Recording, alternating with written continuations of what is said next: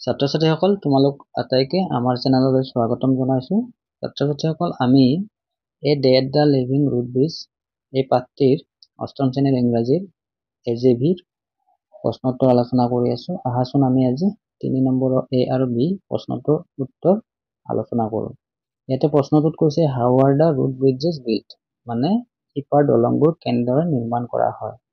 আৰু তোমালোকৰ কাৰণে মই উত্তৰটো কিতাপখনৰ ক'ৰ পৰা লিখিবা মই তোমালোকক দেখাই দিছো আৰু লগতে মই বুজাই দিম কথাখিনি। তোমালোকে কথাখিনি বুজি পালেহে তোমালোকৰ মনত ৰখাত সুবিধা হ'ব।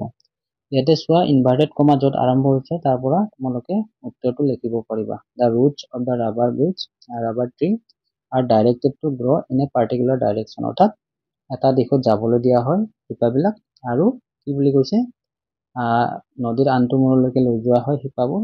তাৰপিছত মাটিৰ তলত শিপাবোৰ যাব দিয়ে, তাতে শিল দিয়ে আৰু কি হয় মজবুত হৈ যায়, ভিতৰলৈ মাটিৰ তললৈ গুচি যায়। তেতিয়া এনেদৰে তাৰমানে ৰবৰৰ দলংবিলাক নিৰ্মাণ কৰা হয়। তোমালোকে এই প্ৰশ্নটো আৰু উত্তৰটো বুজি পাইছানে?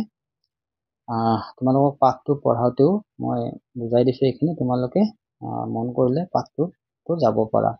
আচ্ছা, আমি এতিয়া নেক্সট প্ৰশ্নলৈ আহিছো। নেক্সট প্ৰশ্নটো চোৱা তোমালোকে। এই প্ৰশ্নটোত কৈছে যে why were the root bridges built. প্ৰশ্নটো তেনে সহজ, বুজিবলৈ সুবিধাজনক।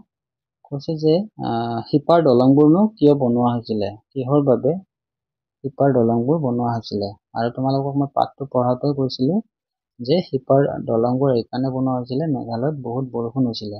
মই তোমালোকৰ বাবে ইয়াৰে উত্তৰটো কিতাপখনত য'ৰ পৰা লিখিব পাৰিবা আটাইখিনি মই ইয়াতে দি দিছো, তোমালোকে চাই কিনে লিখি ল'বা আৰু মই তোমালোকক বুজাই দিম অলপ। তোমালোকে চোৱা ইয়াৰ উত্তৰত আমি কি লিখিছো, মেঘালয় ৰিচিভছ হেভি ৰেইনফল, অৰ্থাৎ মেঘালয়ত বহুত বৰষুণ হয়, সেইকাৰণে বাঁহৰ দলংবোৰ নদীয়ে উটাই লৈ যায় নদীৰ প্ৰবল সোঁতে। আৰু সেইকাৰণে কি কৈছে লোকেল পিপলে, স্থানীয় মানুহবোৰে এই সমস্যাটোৰ সমাধানৰ বাবে ৰুট ব্ৰিজবোৰ বনাইছিলে। ঠিক আছে, এই গোটেইখিনি ৰঙা চিন দিয়া পেৰাগ্ৰাফটো তোমালোকে লিখিব পাৰা। আৰু তোমালোকে যদি ভাবা যে এই প্ৰশ্নটোতো বহুত দীঘল হৈছে, তেনেহ'লে ইয়াতে তোমালোকে ৰুট ব্ৰিজলৈকে লিখিব পাৰা। জেনেৰেশ্যন আফটাৰ জেনেৰেশ্যন কথাখিনি নিলিখিলে হ'ব। কিন্তু তোমালোকে যদি ভাবা নাই আমি লিখিব পাৰিম, মুখস্থ কৰিব পাৰিম, তেনেহ'লে এই গোটেই পেৰাগ্ৰাফটো তোমালোকে লিখিব পাৰা। তোমালোকে বুজি পাইছা নহয়? এই প্ৰশ্ন দুটা মই তোমালোকক উত্তৰ কৰি দিলো, কিতাপৰ পৰা দিছো, নিজে বনাই দিয়া নাই। আৰু এইখিনিয়ে এইটো ভিডিঅ'ত। আৰু তোমালোক যদি আমাৰ চেনেলত নতুন, তেনেহ'লে আমাৰ চেনেলটো ছাবস্ক্ৰাইব কৰিবলৈ নাপাহৰিবা। লগতে তোমালোকৰ বন্ধু বান্ধৱ যাক দৰকাৰ আছে, প্ৰয়োজন আছে, তেওঁলোকৰ লগতো আমাৰ ভিডিঅ'বোৰ শ্বেয়াৰ কৰিবলৈ নাপাহৰিবা। ধন্যবাদ।